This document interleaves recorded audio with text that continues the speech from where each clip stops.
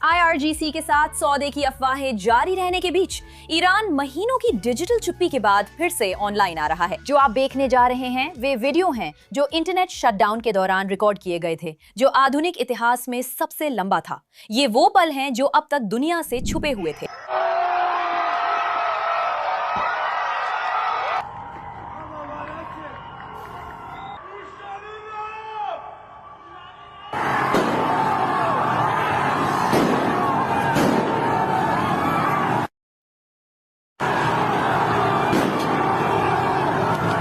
Baby.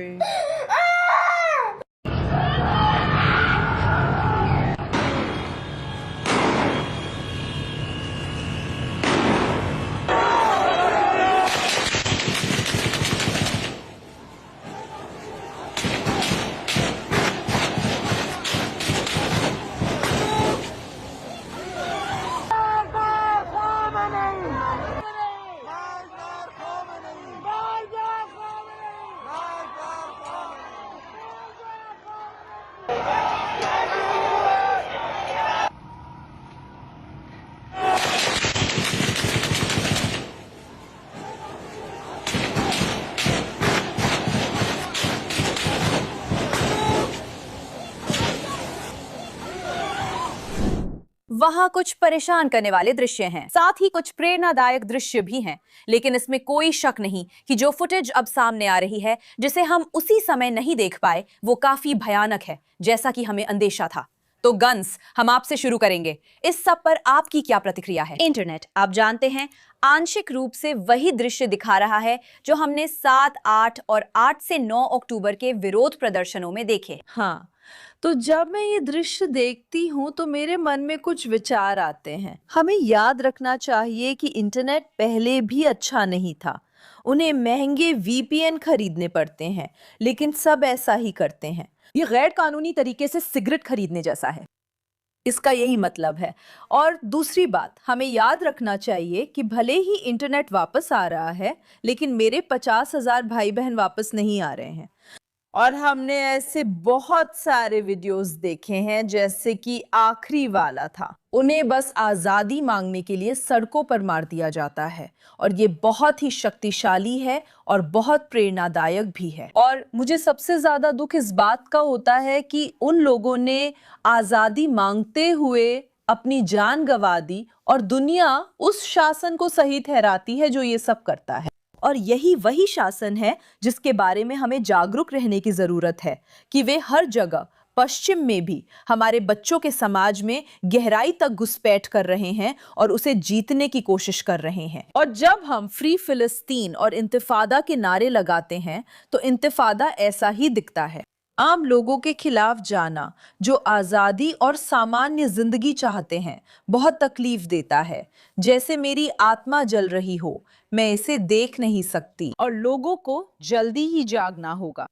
ये बहुत घिनौना है, खासकर उन लोगों को देखना जिन्होंने इनकार किया कि शासन ने हजारों ईरानियों को मारा।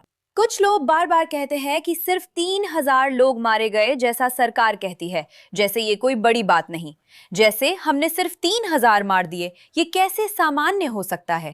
और जो बात मुझे अभी हो रही हर चीज में सबसे ज्यादा परेशान करती है, वो ये है कि आप बिल्कुल सही हैं। अंतर्राष्ट्रीय समुदाय उसी शासन का समर्थन कर रहा है जो ये अपराध कर रहा है। मेरा मतलब है, हमने कितनी गोलियों की आवाजें सुनी। सड़क पर विरोध कर रहे आम नागरिकों पर शॉटगन चलाई जा रही है। उनके पास कोई हथियार नहीं था, उनके पास बंदूकें नहीं थी। ये चौंकाने वाला है। लेकिन हम ये कैसे भूल जाते हैं कि आज़ादी की भी एक कीमत होती है। और जब आम नागरिकों को ये कहना पड़ता है कि मैं एक बेहतर कल के लिए अपनी जान गंवा दूंगा क्योंकि अब हम ये और नहीं सह सकते, मैं देखती हूँ कि पश्चिमी लोग इसे हल्के में लेते हैं, क्योंकि उनके लिए लोग मोर्चे पर लड़ते रहे हैं और अब भी लड़ रहे हैं। उन्हें नहीं पता कि इजराइल वही ढाल है जिसे ईरानी लोग मांग रहे हैं। वे कह रहे हैं, हमारे साथ खड़े होने के लिए धन्यवाद, हमें पता है आप क्या कर रहे हैं। आप जानती हैं कि हम इस दौरान क्या झेल रहे थे। किसी पश्चिमी व्यक्ति को ये समझाना जैसे शाकाहारी बच्चे को स्टेक देना। वे इसे पचा नहीं पाएंगे। बच्चों को या इसकी आदत डालनी होगी या मना करना होगा। यही मेरी सोच है। मेरा शरीर ऐसे ही काम करता है और यही एक तरीका है जिससे मैं दुनिया को देखती हूँ। हमें उस मुकाम तक पहुंचना है जहां हम संस्कृति को इस सवाल के साथ बदलें कि अगर आपकी आज़ादी सच में खतरे में है और आपको उसके लिए लड़ना पड़े तो आप क्या करने को तैयार होंगे, क्योंकि ज्यादातर लोग ऐसा नहीं करेंगे। वे इसमें बहुत माहिर हैं, आप जानते हैं, झंडे लहराने में और अपनी टी टावल जैसी कफिया पहनकर हर जगह जाने में और दूसरों द्वारा दिए गए शब्दों और स्क्रिप्ट्स को दोहराने में, क्योंकि वे बस इतना ही मानते हैं। लेकिन जिस तरह से शासन जानता है कि वे लोग सिर्फ उपयोगी मूर्ख हैं, उसी तरह हम भी उस मुकाम तक नहीं पहुंच पा रहे हैं जहां हम दूसरी तरफ को देख सकें, क्योंकि ज्यादातर लोग इस बंद से बुलबुले में हैं, वे फंसे हुए हैं। ये उससे भी बुरा है। मुझे लगता है आप जानते हैं, आपने कहा था कि वे अपनी आजादी के लिए लड़ेंगे नहीं। उन्हें नहीं लगता कि वे आजादी के हकदार हैं, क्योंकि वो सफेद अपराध बोध और वो पूरा विचार, जैसे कि आप जानते हैं मैं यहाँ हूँ क्योंकि किसी और ने कष्ट झेला और मैं इसका हकदार नहीं हूँ। और ये बात पश्चिमी लोगों के दिमाग में इतने लंबे समय से डाली जा रही है कि स्वीडन जैसे देशों में बलात्कार के आंकड़े इतने भयानक हैं, लेकिन वे प्रवासी हैं, वे इससे निपटना नहीं चाहते, वे इसके बारे में बात नहीं करना चाहते। तो सफेद महिलाओं की बलि देना ठीक है, क्योंकि ये गरीब काले या भूरे पुरुष, आप सही कह रही हैं। लड़कियां, आप जानती हैं, वे हमेशा से ऐसी रही हैं। वे अपने ये विश्वास से वंचित हैं और खुद को आजादी की हकदार नहीं मानती, सब कुछ चुपचाप सहती हैं। वे ना लड़ेंगी, सब सह लेंगी और कहेंगी आओ मुझे अधीन कर लो, क्योंकि उन्हें यही सिखाया गया है। आप भी इसी स्थिति में हैं। देखिए, यही तो गैदसाद हमेशा अपनी किताबों में आत्मघाती सहानुभूति के बारे में लिखते हैं। मेरा मतलब है, यही दो शब्द इस स्थिति को सबसे अच्छे तरीके से बयान करते हैं और ये बिल्कुल सच है। लेकिन मैं कहूंगी कि मैं इसे सिर्फ आत्मघाती सहानुभूति तक सीमित नहीं रखूंगी, क्योंकि ये सिर्फ आत्मघाती नहीं है। माफ कीजिए, लेकिन अगर हम ईरान में जो हो रहा है उसे देखें तो ये हत्या करने जैसा भी है। बिल्कुल, मेरा मतलब है, अगर आप वो फुटेज देख सकते हैं, अगर आप देख सकते हैं कि क्या हो रहा है, इस्लामी गणराज्य ने क्या किया है, तो पूरे क्षेत्र की बाकी बातों को भी भूल जाइए, ठीक है, यहाँ तक कि अपने देशवासियों के साथ भी। मेरा मतलब है, आपके सिद्धांत क्या हैं अगर आप ऐसे शासन का समर्थन करते हैं जो ये सब करता है और फिर से करेगा? बस यही बात है। खासकर जब लोग, यानी संगठन और राहत समूह, खुद को मानवतावादी कहते हैं। ये संगठन आवाज क्यों नहीं उठा रहे और अलार्म क्यों नहीं बजा रहे कि हमें यही ध्यान देना चाहिए? राजनेताओं या हॉर्मुज, जलदमरू मध्य की स्थिति जैसी घटनाओं के बावजूद हमें इंसानी जिंदगियों पर ध्यान देना चाहिए। कोई उस हिस्से के बारे में बात नहीं कर रहा है, क्योंकि वे सब शासन नहीं, वहां कुछ और चल रहा है। खैर, वहां तेल है नहीं। क्या आप वहां जा रहे हैं, बजाय इसके कि आप अगले फ्लोटिला को देखें जो वहां आने वाली है, जिसमें आप जानते हैं जो भी हो उनके पास कॉन्डम्स और ड्रग्स हैं। वहां ऐसे लोग हैं जो सच में गर्व से अपनी जान देने को तैयार हैं। हाँ, एक अलग भविष्य के लिए। नहीं, वे नहीं कर सकते। पश्चिमी लोगों का विशेषाधिकार मेरी समझ से बाहर है। मैं आज भी 35 साल की उम्र में और 18 साल से ज्यादा समय तक अमेरिका में रहने के बाद भी मैं इसे समझ नहीं पाती। ये सिर्फ विशेषाधिकार से भी बढ़कर है। ये सिर्फ विशेषाधिकार से भी बढ़कर है। वे अराजकता चाहते हैं। देखिए, मैं पर्यावरणविद थी जब यह, आप जानते हैं, फैशनेबल था और फिर दोबारा फैशनेबल नहीं रहा। लेकिन अगर आप ग्रीन पीस को देखें, अगर आप ग्रीन पीस को देखें, बस ग्रीन पीस का इंस्टाग्राम देखें, Greenpeace US, UK, USA, वे फिलिस्तीन के बारे में बात करते हैं, वे इजराइल के युद्ध से हुए पर्यावरणीय नुकसान के बारे में बात करते हैं, ईरान के बारे में कुछ नहीं, किसी और के बारे में कुछ नहीं। हर एक मुद्दे को फिलिस्तीनी मुद्दे ने अपने कब्जे में ले लिया है। क्यों? क्योंकि फिलिस्तीनी मुद्दा बस अराजकता है। मकसद पश्चिम में अराजकता लाना है और वे इसी के लिए लड़ रहे हैं। फिलिस्तीनी अराजकता की ओर बढ़ने के लिए एक ढाल है। तो ये सिर्फ विशेषाधिकार की बात नहीं है, क्योंकि विशेषाधिकार का मतलब है मैं विशेषाधिकार प्राप्त हूं, मैं इसे देखती नहीं हूं। वे अपने ही संस्थानों और देशों को गिराना चाहते हैं, क्योंकि उन्होंने, जैसे कि कम्युनिस्टों ने तय कर लिया है कि जो लोग सत्ता में हैं वे गलत हैं और इसलिए अराजकता निर्माण से बेहतर है। क्या मैं बस इतना जोड़ सकती हूँ कि ये बहुत अजीब है कि वे लोग ये नहीं समझते कि ये शासन, ये संगठन, वे लोग जो उनके अधीन रहते हैं, मैं उन्हें शासक कहूंगी क्योंकि वे यही हैं, वे सिर्फ अपने अधीन लोगों पर शासन करते हैं। वे सच में उन्हें सुबह सुबह चिल्लाने के लिए मजबूर करते हैं। अमेरिका की मौत हो, ब्रिटेन की मौत हो, पश्चिम की मौत हो, तो मुझे माफ कीजिए, लेकिन वे आपको मारने के लिए कह रहे हैं और आप देख नहीं रहे, आप देख नहीं रहे। बस एक बार वहां जाइए। मुझे लगता है आप सही पक्ष में रहना चाहते हैं, लेकिन पूरी सच्चाई नहीं देख पा रहे हैं। ये सब बहुत परेशान करने वाला है। जब वे कहते हैं अमेरिका की मौत हो, तो ये मजाक या प्रेम पत्र नहीं है। मेरा मतलब यही है। मैं खुद को रोक रही हूँ। मैं भी ऐसा ही महसूस करती हूँ। कोई संदर्भ नहीं है। फिर वही लोग माया एंजेलो और ओपरा विनफ्रे का उदाहरण देते हैं। जब कोई दिखाए कि वे कौन हैं, तो विश्वास करें, और 2 सेकंड बाद लिव लव लाफ कहेंगे। दोस्तों, नहीं, उनका मतलब वास्तव में वो नहीं था। और वही लोग बस ऐसे ही। अगर आप देखें तो देखिए प्रचार कितनी जल्दी काम करता है, खासकर पश्चिमी लोगों के साथ। उस बच्चे की छोटी सी क्लिप जिसमें गोलियों की आवाजों के बाद घायल होना दिखा। स्ट्रेचर पर बैठे उस बच्चे की वही क्लिप शायद फिलिस्तीनी पक्ष इस्तेमाल करेगा, क्योंकि वे इसे प्रचार के रूप में इस्तेमाल करेंगे। ये पहली बार नहीं होगा जब हमने ऐसा देखा है। अच्छा, ये सच है। लेकिन मैं थोड़ा सा बातचीत को वार्ताओं की चर्चा की ओर मोड़ना चाहती हूँ, क्योंकि मुझे लगता है कि अजीब तरह से इसका संबंध उसी से है जो हमने अभी देखा। मेरे हिसाब से मैं किसी भी समझौते के पक्ष में नहीं हूं, क्योंकि मुझे नहीं लगता कि उस पर अमल होगा। चाहे वे आज राष्ट्रपति ट्रंप की कही हर बात मान भी लें, फिर क्या होगा? हम इस शासन पर भरोसा नहीं कर सकते, यही सबसे बड़ा मुद्दा है। और निश्चित रूप से अब जिस भी तरह के समझौते की वे बात कर रहे हैं, वह अधिकांश मुद्दों को संबोधित नहीं करता। वह सिर्फ एक परमाणु मुद्दे को संबोधित करता है, और वह भी शायद, मुझे नहीं पता, देखेंगे। मैं बहुत निराश हूं। मैं बहुत निराश हूं राष्ट्रपति और उनके प्रशासन से, यहां तक कि उनके आसपास के कुछ लोगों से भी, जो इन विचारों को इस तरह से स्वीकार कर रहे हैं, जो सच में ईरानी लोगों का अपमान करता है। मैं इससे सच में बहुत परेशान हूं। और एक ऐसे राष्ट्रपति का होना जिन्होंने इस पूरी बातचीत की शुरुआत ईरानी लोगों से ये कहकर की थी कि विरोध करना मत छोड़ो। मदद रास्ते में है कहना अविश्वसनीय रूप से, बल्कि शब्दों से परे क्रूर है। और अगर आप ऐसी बातें कहते हैं और फिर कोई कदम भी नहीं उठाते, तो मेरा मतलब है, मेरे पास इसके लिए शब्द भी नहीं है। मैं इसके लिए शब्द भी नहीं ढूंढ पा रही हूँ। मुझे घिन आती है कि ये एजेंडा में भी नहीं है। और मुझे पता है कि कुछ दिन पहले खैर उन्होंने कुछ साझा किया था कि कैसे प्रदर्शनकारियों को मार दिया गया वगैरह, और आप जानती हैं उन्होंने यहाँ वहाँ कोई टिप्पणी की है। हम टुकड़ों के लिए क्यों भीख मांग रहे हैं? सैकड़ों नहीं बल्कि हजारों, दसियों हजार लोगों की अपनी ही सरकार द्वारा कुछ ही दिनों में हत्या कर दी गई। अमेरिकी राष्ट्रपति जो फ्री वर्ल्ड के नेता हैं, कुछ नहीं कर सकते, क्योंकि गैस महंगी है और मैगा समर्थक खुश नहीं हैं।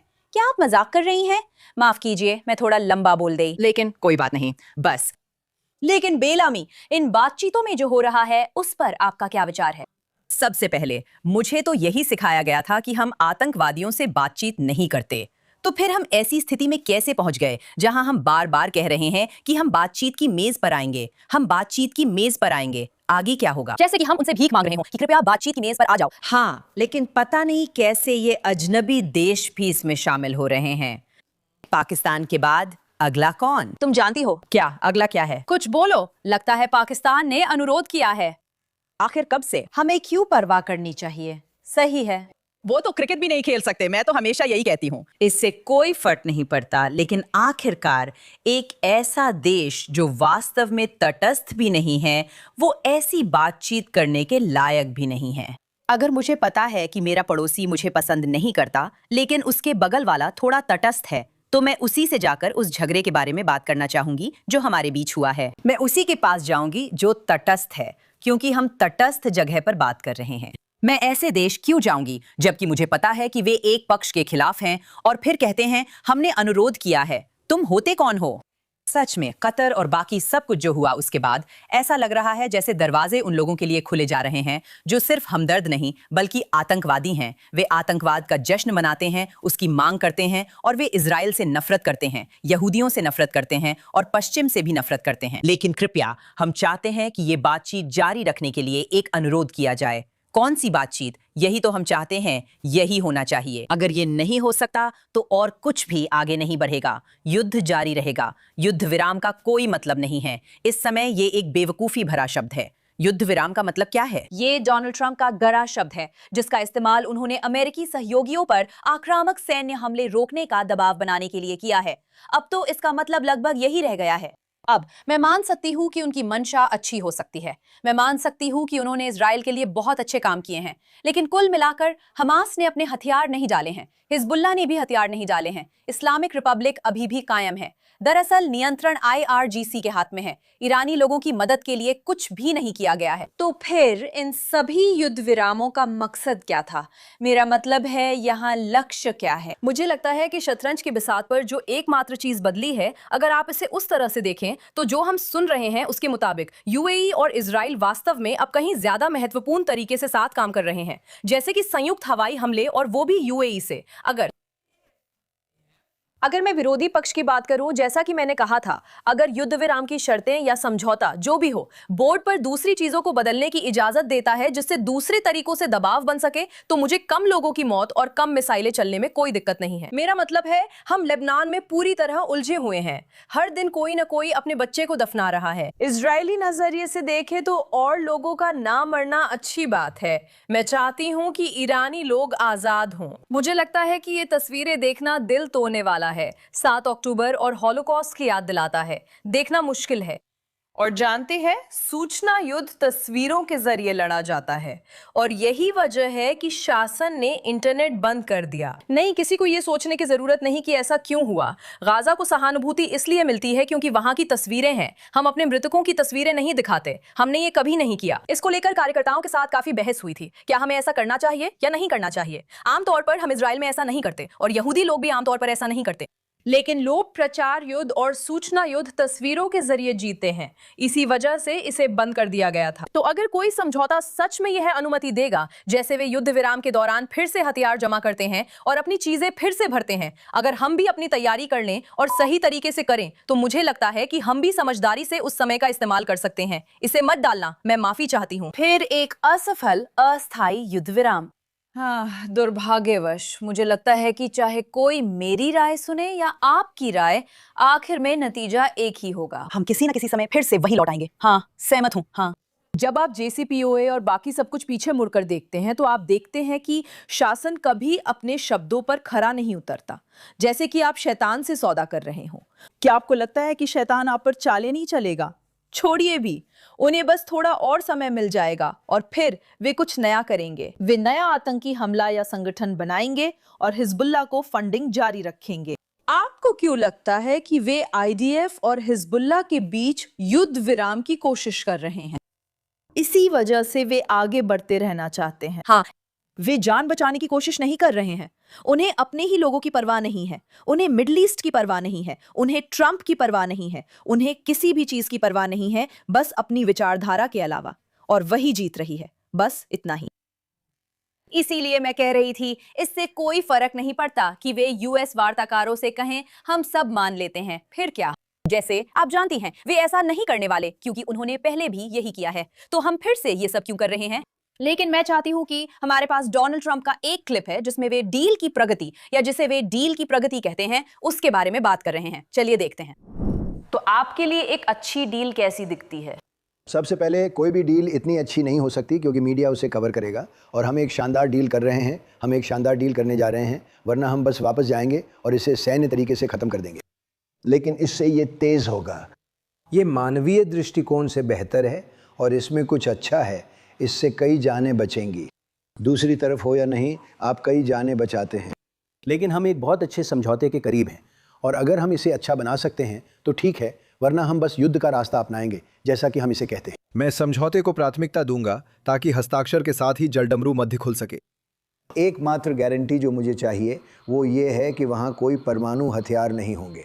वे इसके लिए मान गए हैं, और ये बहुत दिलचस्प था। उन्होंने कहा था हम परमाणु हथियार नहीं बनाएंगे।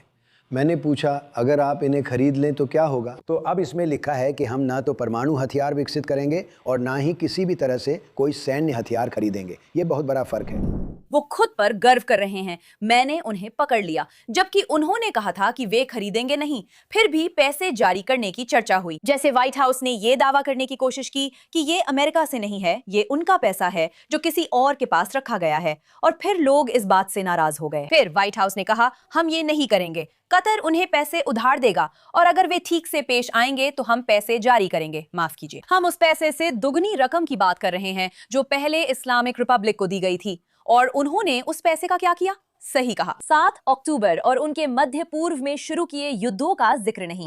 तो ये सोच कि इस शासन को पैसा देने का कोई जान माल से जुड़ा नतीजा नहीं है, बिल्कुल पागलपन है। मेरा मतलब है यहाँ तक कि उसे ये कहते हुए सुनना भी कि इससे कम जाने जाएंगी। किसके लिए? शायद कम IRGC अधिकारी, ना कि ईरानी लोग, और लंबे समय में मध्य पूर्व में किसी के लिए भी नहीं। मैं चाहती हूँ कि वो बस इसे कर डाले। ये बात मैं हल्के में नहीं कह रही। हाँ, जैसा मैंने पहले कहा, ये उसकी विरासत है। तुम इसे काफी समय से चाहती थी और इसके बारे में प्रचार भी किया था। तुमने शुरुआत से ही अपने समर्थकों के खिलाफ जाकर, जब वो सच में इस युद्ध में गया था, तब भी उसका साथ दिया था। बस काम खत्म करो। और सच कहूं तो मैं अब ये घिसी पिटी बात नहीं दोहरा सकती। जैसे कि हाँ, मैं समझती हूँ हमारे पास जो कुछ भी हो रहा है उसकी पूरी जानकारी या इंटेल नहीं है, और जो भी है वो सब नहीं है। लेकिन किसी न किसी मोड़ पर सर, मुझे बस नतीजे चाहिए। हाँ, ये नहीं कि आप खुद को कैसे यादगार बनाएंगे, क्योंकि आप अपने समर्थकों को और उनके विरोधियों को खुश करने की कोशिश कर रहे हैं। और फिर वे लोग भी हैं जो अमेरिका की इस राजनीतिक सोच के दायरे में भी नहीं आते। तो जो करना है करो, क्योंकि आपको तो वैसे भी नफरत ही मिलेगी। हाँ, इजराइल या यहूदी होने का पहला नियम यही है, चाहे आप कुछ करें या ना करें, दोनों ही हालात में लोग आपको बुरा ही कहेंगे। तो बस जो जरूरी है वही करो। तो घन जिन ईरानी लोगों से आप बात कर रहे हैं, वे क्या कह रहे हैं? जिनसे मैंने बात की, वे सब बहुत गुस्से में हैं। हाँ, मुझे इसके बारे में बताओ। हाँ, तो ईरानी और बाकी सब लोग सोचते हैं कि मेरे मोसाद और सरकार से संबंध हैं। और भाई, तुम इसे गलत समझ रहे हो। मैं एक एक्ट्रेस हूं, अपना काम कर रही हूं, लेकिन सच में वो चाहते हैं कि हम बोलते रहें, क्योंकि उन्हें पता है कि अगर वो अभी से ज्यादा बोलेंगे तो उन्हें मारा जा सकता है, उन्हें मौत की सजा दी जा सकती है। और भले ही आपको मौत की सजा ना मिली हो, जब आप इन जेलों में होते हैं तो आप वहीं मर जाते हैं। अगर आप एक औरत हैं तो मरना वहां झेल रही तकलीफों से कहीं बेहतर है। तो बहुत गुस्सा है, बहुत निराशा है, और वहां थोड़ी सी उम्मीद की झलक भी है। मुझे लगता है कि उम्मीद है कि ट्रंप कोई समझौता नहीं करेंगे, वे उसके साथ कुछ नहीं करेंगे। उन्हें लगता है ट्रंप, नेतन्याहू और बाकी सभी व्यापारी हैं, इसलिए वे जानते हैं कि वे क्या कर रहे हैं। मुझे भी यही उम्मीद है। मुझे लगता है ये कुछ ज्यादा ही आशावादी है।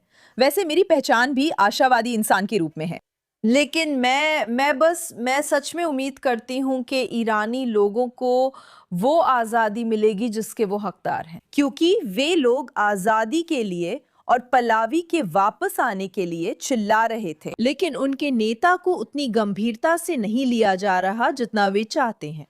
तो फिर आप किसकी सुन रहे हैं? हाँ, ये पागलपन है, ये पागलपन है। लेकिन हमारे पास ट्रंप वाला मामला है जिससे मैंने बात शुरू की थी, और यही मुझे यहाँ सबसे ज्यादा चिंता देता है, क्योंकि मुझे लगता है कि ईरान सबसे गंभीर मुद्दा है। लेकिन इस क्षेत्र में, जैसे पश्चिमी देश, हम ट्रंप का नाम खास नहीं लेंगे। पश्चिमी देशों ने इजराइल को इस हाल में ला दिया कि वो संघर्ष विराम मान ले, अगर इसे संघर्ष विराम कहा जा सके। और सीमित करना मतलब, आप जानते हैं, इजराइल के पैर काट देना है, जबकि आतंकवादी संगठनों को असली मायनों में जिंदा रहने का मौका देना है। मुझे समझ नहीं आता कि इसे कोई भी मजबूत नीति क्यों मानता है। ये बेहद कमजोर है। मेरा मतलब है, ये तो एक मजाक है। डोनाल्ड ट्रंप ने गाजा युद्ध विराम के बाद प्रेस कॉन्फ्रेंस में दावा किया कि उन्होंने हजारों साल पुराना संघर्ष हल कर दिया। मतलब क्या?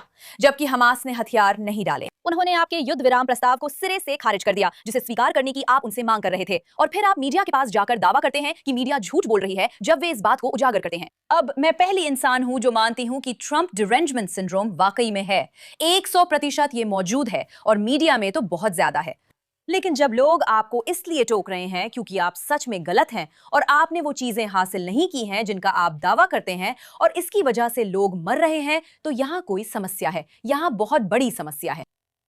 लेकिन मैं हमारे स्कम बैग्स और हीरोज की तरफ जरूर जाना चाहती हूँ, क्योंकि मुझे पता है कि आज हमारे पास बहुत सारी कहानियां हैं शेयर करने के लिए। ऐसा लगता है कि स्कम बैग्स और हीरोज की कभी कमी नहीं होती। शोशाना, हम आपके साथ शुरू करेंगे। मुझे पता है कि इस हफ्ते आपके पास हमारे लिए एक खास कहानी है। मैं फ्लोर की ओर से भी बोल रही हूँ जो यहाँ नहीं है।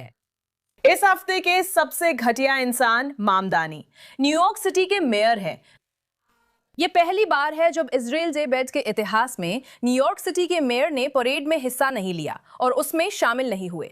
और आप जानते हैं, मैं कुछ कहना चाहती हूँ। आपके अपने राजनीतिक विचार हो सकते हैं और आप जानते हैं, एक व्यक्ति के तौर पर आपकी अपनी सोच और नजरिए हो सकते हैं, लेकिन जब आप एक सार्वजनिक व्यक्ति होते हैं और आपको सभी का मेयर होना चाहिए, तो इजराइल डे परेड में शामिल ना होना बेहद धिटाई की बात है। आपको इजराइल की नीतियों से समस्या हो सकती है। आप कह सकते हैं मैं उनके काम से सहमत नहीं हूं, लेकिन वहां ना आना, सच कहूं तो अभी कई न्यूयॉर्क के जुमले हैं जो मैं कहना चाहती हूं। न्यूयॉर्क एक शानदार शहर है। न्यू जर्सी में पली बड़ी होने के कारण वो तो मेरे ही पड़ोस जैसा था। मैं हूं।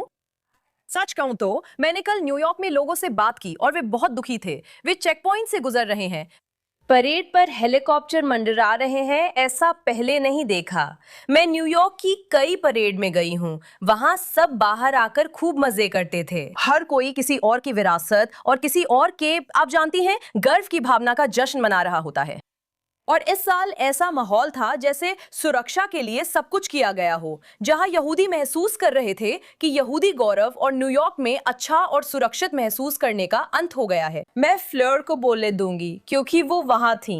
मैं सिर्फ कहना चाहती हूँ कि लोगों को इस पर ध्यान देना चाहिए कि हम यहाँ तक कैसे पहुंचे। यह एक बड़ा मील का पत्थर है। अब सुनते हैं फ्लेयर क्या कहती हैं।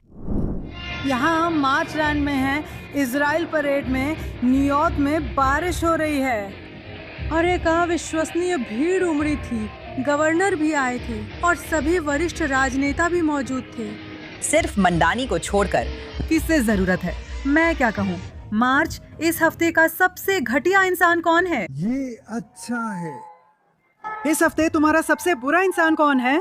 हे भगवान, कितने हैं। लगता है वो ममदानी है जो न्यूयॉर्क सिटी चला रहा है और एक घटिया इटालियन मेयर है।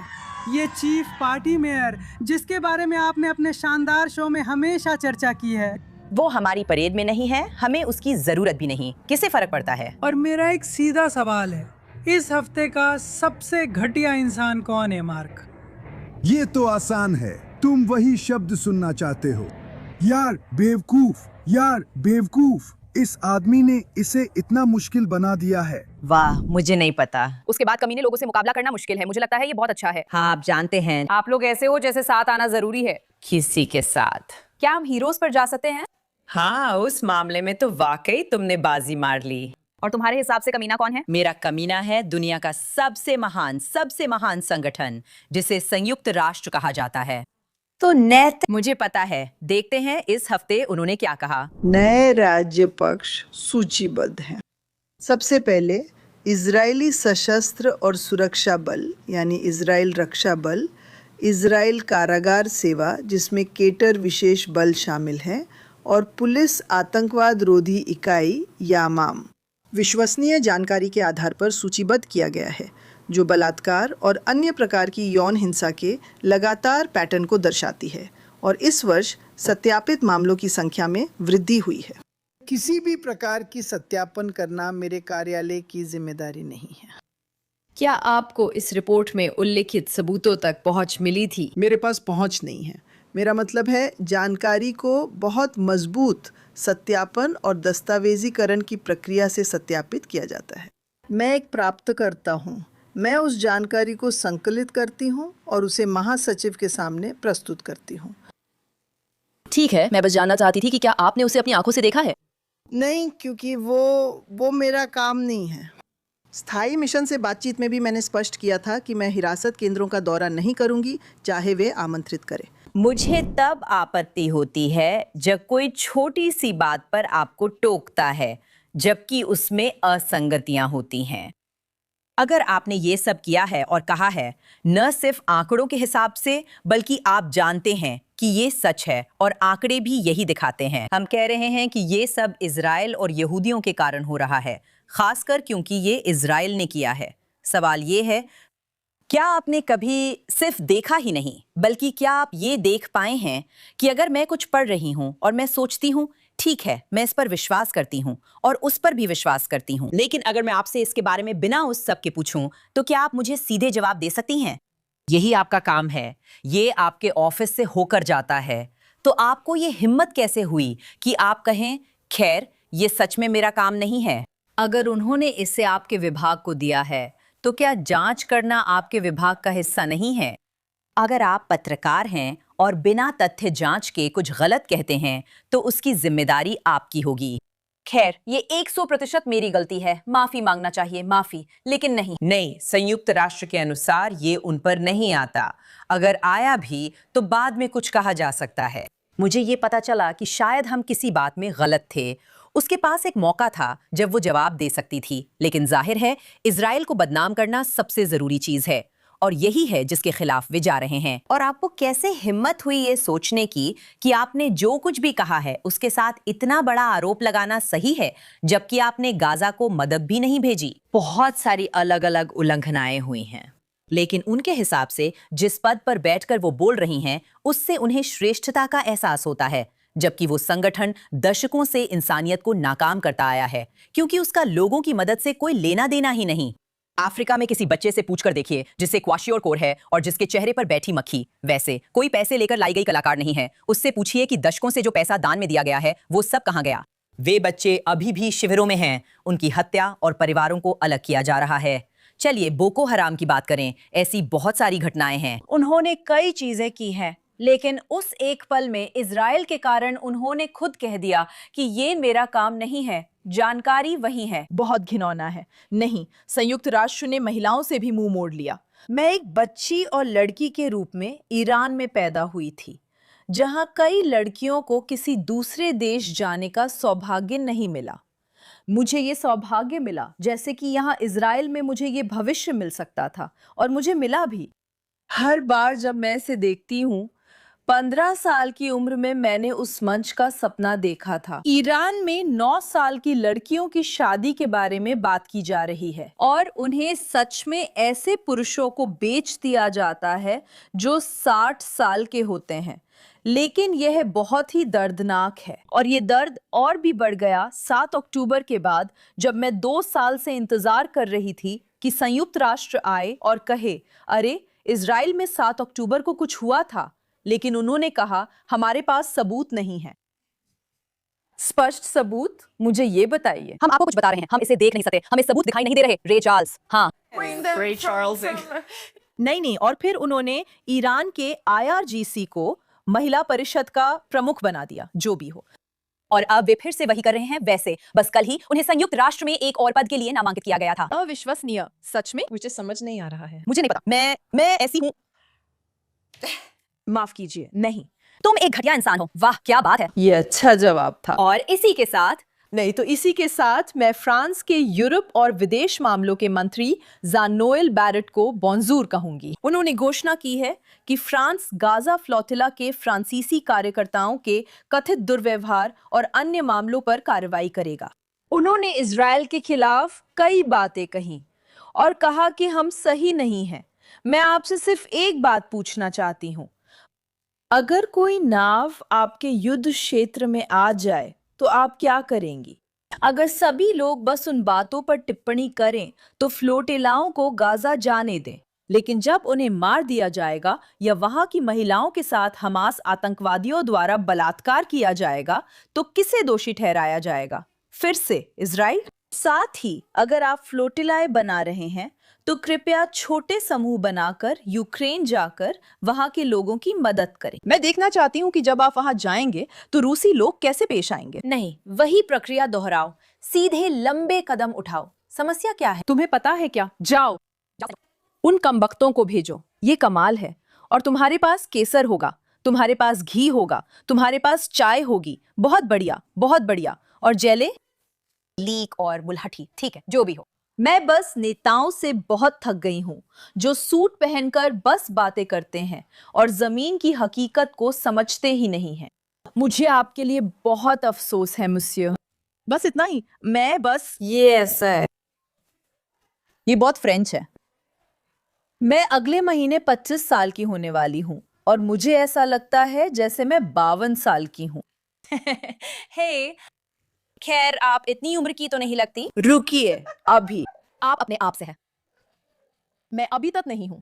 बहुत करीब, ये रहा, बहुत करीब। तो मेरा कमीना, इस हफ्ते जैसे ही हम इस एपिसोड के लिए अपनी हरकतें खत्म करते हैं, आज का मेरा घटिया इंसान असल में मेरे हीरो से जुड़ा हुआ है, जिसके बारे में मैं अभी बताऊंगी। लेकिन मेरे कमीने हैं जेंक विगोर और हसन पिकर, जिन्हें अभी अभी यूके से बैन कर दिया गया है। अरे असल में स्पष्ट कर दूं, मुझे नहीं लगता कि उन्हें बैन किया गया था। मुझे लगता है कि उन्हें एंट्री देने से मना कर दिया गया था। मुझे लगता है कि हसन का वीजा बस कैंसिल कर दिया गया था। नहीं, वो फिर से आवेदन कर सकते हैं, लेकिन उन्होंने किया नहीं है। इस बीच वे ट्रेजेडी टूर पर हैं और रो रहे हैं कि इजरायली सरकार ने यूके को उन्हें एंट्री ना देने के लिए मजबूर किया। मुझे इसका मतलब समझ नहीं आ रहा, लेकिन चलिए मैं आपको हसन पिकर की कुछ बातें बताती हूँ। अगर कोई सोचता है कि ये अभिव्यक्ति की स्वतंत्रता का मुद्दा है, तो हसन पिकर ने अमेरिकी राष्ट्रपति की हत्या की खुली मांग की है। यही व्यक्ति हैं जिन्होंने कहा था कि अमेरिकियों को 9/11 झेलना चाहिए। ये वही व्यक्ति हैं जिन्होंने बार बार राजनीतिक हिंसा का आह्वान किया और यूनाइटेड हेल्थ केयर के सीईओ के हत्यारे का समर्थन किया। उन्होंने घटना की प्रशंसा करते हुए इसे सही ठहराया और कहा कि ये अमेरिका के अमीरों की सामाजिक हत्या का नतीजा है। उनकी विचारधारा का हर पहलू कट्टरपंथी, जिहादी, कम्युनिस्ट और हिंसा समर्थक है। और अब उन्हें न्याय विभाग से संभावित प्रतिबंध उल्लंघनों के लिए समन भी मिला है। क्यूबा से उनके संबंध, क्यूबा जाना, दौरा करना आदि। वह बेहद घटिया और घिनौने इंसान हैं जिन्हें कहीं भी जाने की इजाजत नहीं मिलनी चाहिए। साफ कहूं तो उसे जेल में होना चाहिए। और सेक उसके चाचा हैं। मजेदार है, मुझे लगता है वे परिवार में ही हैं। हाँ, सेक एक हुस्सैल, पसीने से तर इंसान है जो सोचता है कि इंटरनेट पर लोगों पर चिल्लाना ही असली बहस है। उसकी सारी विचारधारा किसी न किसी तरह मुसलमानों के उत्पीड़न से जुड़ जाती है, लेकिन जाहिर है अरबों से नहीं, क्योंकि वो खुद अरब नहीं है। असल में उसका इस मुद्दे से कोई सीधा संबंध नहीं है, लेकिन उसने इसे इसलिए अपना लिया क्योंकि वो मुसलमान है। इसलिए उसके लिए हर चीज मुसलमानों से जुड़ी है। वे उसके साथ इसलिए भेदभाव कर रहे हैं क्योंकि वो मुसलमान है। इजराइल गाजा और लेबनान में है क्योंकि मुसलमान है, लेकिन असल मुद्दा मुसलमान होना नहीं है। किसी को फर्क नहीं पड़ता कि तुम मुसलमान हो ज़ैंक। इजराइल में 20% आबादी मुसलमान है जिन्हें पूरी नागरिकता और अधिकार मिले हैं। तुम ऐसे इंसान हो जिसे कोई सच में नहीं सुनना चाहता और जो विश्वसनीय तर्क नहीं दे सकता। अब जब मैंने बता दिया कि ये लोग कौन हैं और ये तथ्य कि उन्हें प्रवेश से वंचित किया गया, मैं इस बात पर जोर देना चाहती हूँ कि उन्हें प्रवेश से वंचित किए जाने का कारण असल में इजराइल या इजराइल से जुड़ी कोई बात नहीं है। अब तक जो कारण हमें पता चले हैं, और ये खबर अभी अभी आई है, तो मेरे पास सारी जानकारी नहीं है। वो ये है कि सेंक ने जो टिप्पणियां की हैं जिसमें उन्होंने काम करके आका या नकारा है, मुझे ठीक से नहीं पता कौन सा। यूके में जो बच्चियों का यौन शोषण करने वाले गिरोह हैं, वो बहुत ही भयानक और डरावने मामले हैं, जिनमें कम उम्र की लड़कियां शामिल हैं जिनकी उम्र लगभग 10 से 17 साल तक की होती है, जिनका गैंग रेप पाकिस्तानी जिहादी समूहों द्वारा किया गया था। कुछ मामलों में इन लड़कियों को नशा देकर अगवा किया गया और अलग अलग घरों में रखा गया, जहां वे उनका दूसरे मर्दों के हाथों यौन शोषण कराते थे। घिनौने दृश्य और उस बलात्कार के साथ अत्याचार भी हुआ। और जब कोई इसे कम बताता है क्योंकि ऐसे मामलों में मुसलमानों को असली पीड़ित बताया जाता है, तो ये समझ से बाहर है। अरे रुको, मैं ब्रिटेन के कई मुसलमानों की चिंता करता हूँ। अगर यही तुम्हारी चिंता है तो शायद मैं मान लूं, पर एक मिनट रुको। वे अमेरिका के लिए भी यही कहते हैं, जबकि वहां मुश्किल से मुसलमान है। आप समझ सकते हैं, ये प्रोपेगेंडा है, क्योंकि इसका असल में तथ्यों से कोई लेना देना नहीं है। ये इजराइल से जुड़ी खबरों से जुड़ा है। जब भी इजराइल किसी बुरी खबर में होता है, यूके, यूएस और अन्य जगहों पर कई लोग मुसलमानों को असली समस्या मानकर उन पर हमला करते हैं, जबकि पश्चिमी देशों में मुसलमानों के पास लगभग कोई ताकत नहीं है। इजराइल समर्थकों के पास लगभग असीमित ताकत है। ये स्पष्ट तथ्य है। यही असली वजह है कि उन्हें बैन किया गया, और इसी से हम इस हफ्ते के हीरोज तक पहुंचते हैं। ये मजेदार है क्योंकि वो पहले मेरी स्कम बैग रही हैं और वो सच में एक स्कम बैग हैं, लेकिन इस कदम के लिए वो मेरी इस हफ्ते की हीरो हैं। शबाना महमूद, जो खुद एक एंटी इजराइल एक्टिविस्ट के रूप में जानी जाती हैं, वो फ्री फिलिस्तीन मूवमेंट का हिस्सा रही हैं। वो उन प्रदर्शनों में थी जहां इंतिफादा के नारे लगे और उन्होंने इसकी निंदा नहीं की है। कुछ मामलों में वो अच्छी इंसान नहीं है। हालांकि वो इस कदम को लेकर सही थी। मुझे यकीन है उन पर सरकार से दबाव था, फिर भी उन्होंने ये किया। आखिरकार वही थी जिन्होंने मंत्री के रूप में वो फैसला लिया, उन वीजा को रद्द किया और उन्हें प्रवेश से मना कर दिया। और इसके लिए वो इस हफ्ते की बहुत ही अस्थायी हीरो बन जाती हैं। पूरा तमाशा देखना मजेदार है। सोशल मीडिया पर उन्माद है कि उन्हें सताया और उनकी आवाज दबाई जा रही है। मुझे अच्छा लगता है जब लोग कहते हैं कि उनकी अभिव्यक्ति की स्वतंत्रता का उल्लंघन हो रहा है। जब उनके एक्स पर लाखों फॉलोअर्स होते हैं और एक पोस्ट को 5 लाख बार देखा जाता है, जिससे वे पैसे भी कमाते हैं। ये कितना मजेदार है कि हमेशा ऐसा ही होता है, क्योंकि अब अचानक से वही पीड़ित बन जाता है। मेरा मतलब है, आप जानते हैं क्या यही है? क्या हम अब यहाँ पहुंच गए हैं कि हम ऐसे दुनिया में रह रहे हैं जहां आप अपनी बात और अपने जज्बात भी नहीं कह सकते। सर, मैंने सच में उसे ट्वीट कर जवाब दिया कि मुझे खुशी है आपने आखिरकार FAFOS नाम की वर्कआउट क्लास ले ली। मैं ये सलाह नहीं दूंगी कि आप इसकी लाइफ टाइम मेंबरशिप लें, क्योंकि ये ओजेम्पिक फेस से भी बुरा है। वो हमेशा बीमार दिखता है, उसके मुंह से झाग निकलता है और बात वही रह जाती है। मैं बार बार तुर्की की घटना पर लौटती हूँ, जब एक व्यक्ति, शायद मंत्री, ने इजराइल के खिलाफ घिनौनी बात कही और तुरंत गिर गया। 3 दिन बाद उसकी मौत हो गई। मैं कहती हूँ, सावधान रहो, क्या पता एक दिन तुम्हारे मुंह से बहुत झाग निकले और वही तुम्हारे साथ हो जाए। मुझे ये सुंदर और मजेदार लगता है, जैसे काव्यात्मक न्याय। ये किसी ऐसे इंसान से नहीं आया जो हमारे पक्ष के करीब भी हो। ये इजराइल के दुश्मन और यहूदियों के दुश्मन से आया, जिसने तुम्हारे साथ ऐसा किया। तुम्हारे दोस्त और बेहतर होने चाहिए। और अभिव्यक्ति की स्वतंत्रता की पूरी बात भी हास्यास्पद है, क्योंकि जाहिर है इन लोगों में से किसी ने भी इस बात पर कोई टिप्पणी नहीं की कि मेरा ख्याल है वहां 12 या 13 अलग-अलग वक्ता थे। आप जानते हैं, दक्षिणपंथी रैली को यूके में प्रवेश नहीं मिला। उनके लिए ये असामान्य नहीं है, इसलिए सिर्फ इजराइल की वजह से भेदभाव कहना बहुत ज्यादा है। ये थे मेरे इस हफ्ते के घटिया लोग और हीरो। बताओ कोनन, तुम्हारा हीरो कौन है? मेरा हीरो, सुनो, मैं बहुत ज्यादा उत्तेजित थी। मैं बहुत जैसे ब्लू मून और सब कुछ, ये सब मुझ पे असर करता है। मेरा लग्न धनु है और सब कुछ। तो सुनो, मैं इसे लेकर शांत रहने वाली हूँ। कैमिल फयाज मेरी हीरो है। कई बार ज्यादा कहने की जरूरत नहीं होती, मैं विस्तार से बताती हूँ। ये देखो, मेरे पास यूके और बर्मिंघम में यहूदी समुदाय के लिए एक महत्वपूर्ण संदेश है। अगर कभी आपको इस झंडे को उठाने में डर लगे, अगर कभी आपको यहूदी होने में डर लगे, बर्मिंघम की सड़कों पर ईरानी लोग इजराइल के लोगों का कैसे साथ देते हैं, इसका अगला क्लिप देखें। चलिए देखते हैं। आप इजराइल पर अटके हैं, वही आपकी पहचान है। आगे से कट्टर इस्लाम और हमास से, नदी से समुंदर तक इजराइल आजाद रहेगा। नहीं, चले जाओ। यरूशलेम में 2 लाख मुसलमान हैं। यूके के कुछ कट्टर इस्लामवादी कह रहे हैं कि यहां नरसंहार हो रहा है। आइए मैं उस नरसंहार को परिभाषित करता हूं। और जब भी फिलिस्तीन कोई ऐसा युद्ध शुरू करता है जिसे वो खत्म नहीं कर सकता, तो उसे नरसंहार कहा जाने लगता है, उसे नरसंहार कहा जाने लगता है।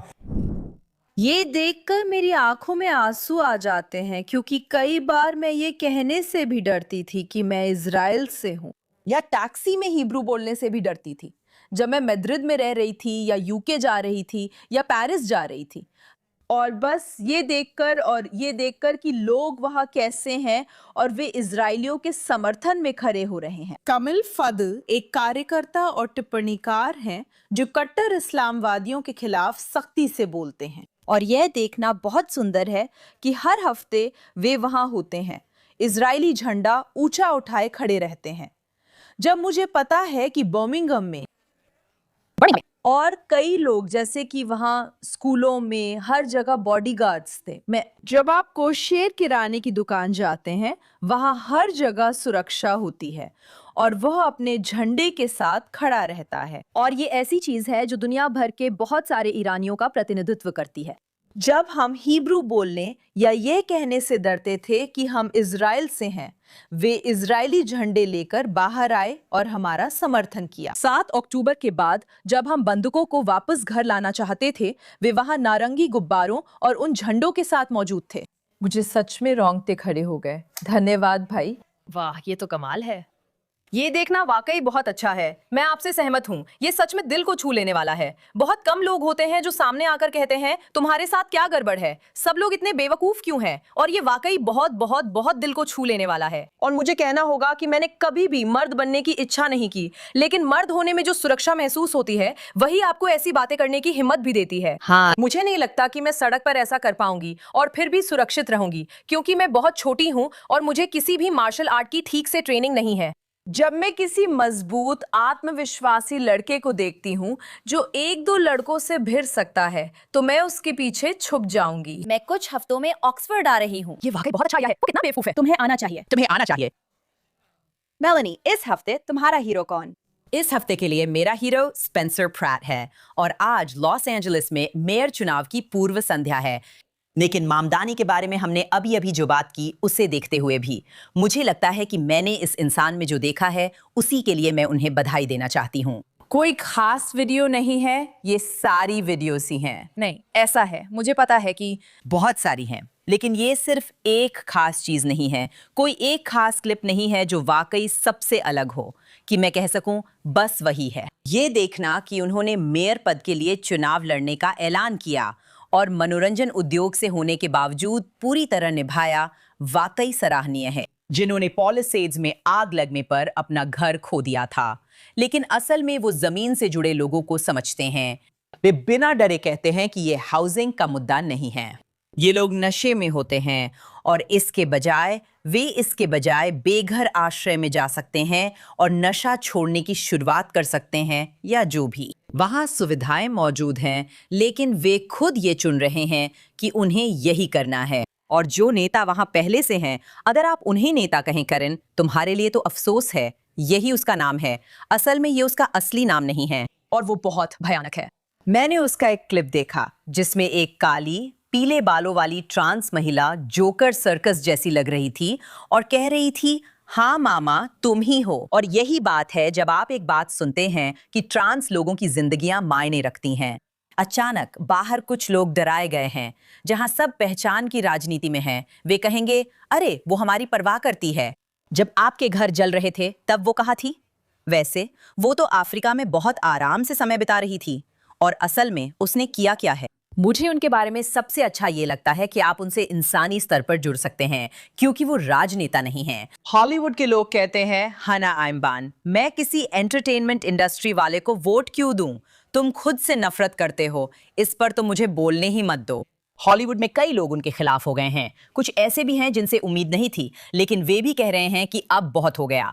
हाँ, अब बहुत हो गया, बस। हाँ, मेरा मतलब है एलए पूरी तरह से कट्टरपंथी वामपंथियों के कब्जे में है। सिर्फ वामपंथियों के नहीं, ठीक है, कई सालों से कट्टरपंथी वामपंथियों के कब्जे में है। मेरा मतलब है गैविन न्यूसम पूरी तरह हास्यास्पद हैं। उन्होंने उस राज्य को बर्बाद कर दिया है और मैं एलए से हूँ, तो ये मेरे लिए बहुत परेशान करने वाली बात है, क्योंकि ये राज्य बहुत खूबसूरत है। यहाँ देने के लिए बहुत कुछ है और यहाँ बहुत विविधता है और यहाँ बहुत सारी अच्छी चीजें हैं। उन्होंने इस राज्य को पूरी तरह बर्बाद कर दिया। उनका किया अविश्वसनीय है। मैं एलए में हूँ, 5 साल बाद लौटी तो एलए को पहचान नहीं पाई। ऐसा लग रहा था वहां बेघर लोगों की कयामत आ गई हो। और ये सब सरकार की गलत प्रबंधन की वजह से है। उन्हें बजट संतुलित करना नहीं आता। उन्हें ये भी नहीं पता कि जिन सेवाओं के लिए वे अपने नागरिकों से भारी टैक्स वसूलते हैं उन्हें कैसे उपलब्ध कराएं। मेरा मतलब है जो हो रहा है वो अविश्वसनीय है और कैरन बेस तो पूरी तरह हास्यास्पद है। जो भी उनके लिए वोट करता है उसके पास सच में दिमाग की कोशिकाएं नहीं बची हैं। मैं नहीं समझ सकती आप कैसे डेमोक्रेट होकर कैरन बेस को वोट कर सकते हैं? कैसे? क्योंकि मैं समझ नहीं पा रही हूँ। बहुत सारे लोगों के लिए, जो लोग एक खास अभिजातीय घेरे में रहते हैं, ये सब उनके पक्ष में काम करता है, क्योंकि उन पर इन सब चीजों का कोई असर नहीं पड़ता और उन पर इसका कोई असर नहीं पड़ता। मैं कुछ महीने पहले अमेरिका में थी, बल्कि कुछ महीने भी नहीं, कुछ हफ्ते पहले ही मैं लॉस एंजलिस में थी। जब आप बेवरली हिल्स से बाहर निकलते हैं तो ऐसा लगता है जैसे आप दुनिया ही छोड़ आए हों। जब तक आप किसी तरह के बुलबुले में नहीं हैं और सच में लॉस एंजलिस में घूम नहीं रहे हैं, ये एक नशे में डूबा हुआ ज़ॉम्बी शहर जैसा लगता है। ये बहुत डरावना है। कितना डरावना है कि जब हर कोई खुले बॉर्डर चाहता है, हर कोई ऐसा शहर चाहता है जो अवैध प्रवासियों को संरक्षण दे, तो वे नागरिकों के साथ ऐसा करना ज्यादा पसंद करते हैं और उन्हें ऐसे ही छोड़ देते हैं। लेकिन होटल खोल दो, मानसिक अस्पतालों को अवैध प्रवासियों के लिए घर बना दो, जो असल में आपकी अपनी ही सिटी और अपने ही लोगों के लिए उससे भी बड़ी समस्या और घाटा है। तो मैं स्पेंसर प्रैट का पूरी तरह समर्थन करती हूँ और मुझे ये बात बहुत पसंद है कि वो जहां भी हैं, जिस भी स्थिति में हैं, वो कोई राजनेता नहीं है, वो कुछ और नहीं है। मैं उम्मीद करती हूँ कि अगर आप मेयर बनते हैं तो लोग आपको जिम्मेदार ठहरा सकें। शुभकामनाएं स्पेंसर। धन्यवाद धन्यवाद धन्यवाद। वाह, ठीक है, तो सना, तुम्हारा हीरो कौन है आखिर में, लेकिन कम अहम नहीं? मेरा हीरो असल में इस पूरे एपिसोड की माँ और डॉनी वाली बातों का एक खूबसूरत जवाब है, और वो है जेसिका टिश। सवाल था, क्या आप खुद को सुरक्षित महसूस करती हैं और परेड में न जाने के बारे में? उन्होंने कहा, देखिए उन्होंने क्या कहा। पुलिस कमिश्नर, क्या आपको चिंता है कि मेयर तीमारों, पुलिस कर्मियों और छात्रों के लिए वहां नहीं थे? मेयर ने परेड में न जाने का फैसला किया, जबकि मैंने गर्व से मार्च करने का चुना। मेरा मतलब है, और क्या कह सकते हैं, ये तो वैसा ही है जैसे हम स्कूल में किया करते थे। जैसे उसने तुम्हें करारा जवाब दे दिया क्योंकि तुम बेवकूफ लग रहे हो, एकदम मूर्ख की तरह। वो तुम्हारी पुलिस कमिश्नर, वो कहते हैं ये उनका फैसला है मार्च न करने का, और मेरा फैसला है गर्व से वहां मौजूद रहने का। बस यही बात है, बस यही कहना है, क्योंकि यही मतलब है अपने आप पर गर्व करने का, यही मतलब है अपने शहर पर गर्व करने का। इसका मतलब है लोगों के साथ खड़े होकर कहना, हाँ मैं आपके साथ हूँ, मैं तुम्हारे साथ हूं, भले ही हर बात से सहमत ना हूं। यही न्यूयॉर्कर होना है, बेवकूफ। माफ करना, ये हीरो की बात है। जेसिका, मेरी हीरो बनने के लिए धन्यवाद, और बहुत कम शब्दों में वो कहने के लिए भी धन्यवाद जो हम सब मॉम डॉनी से कहना चाहते हैं। बहुत अच्छा कहा मेरी लेडी। मुझे लगता है उसने बहुत ही शालीनता और दमदार अंदाज में ऐसे बात रखी, मुझसे भी बेहतर। मैं तो सुन भी नहीं सकती। वो ऐसे थी, बस हो गया। गर्व से। हाँ, मैंने देखा तो मैंने सोचा, मेरी हीरोइन। धन्यवाद, वो वाकई में एक हीरो है। इस हफ्ते तो बिल्कुल हीरो है। और फिर डॉनी तो बिल्कुल ही घटिया इंसान है हम सबके लिए। खैर, आज हम शहरों के बारे में बात कर रहे हैं। हमारे पास लॉस एंजलिस, न्यूयॉर्क, ईरान है। आशा है सब काम कर रहे होंगे। हाँ वाह। खैर, इस हफ्ते के लिए क्वाड पर इतना ही काफी है, लेकिन जाहिर है हम अगले हफ्ते फिर लौटेंगे GNS टीवी पर और भी ताजा खबरों के साथ कि क्या हो रहा है। हम उम्मीद करते हैं कि Los Angeles, Birmingham, Iran, New York और बाकी सभी के हालात बेहतर हों।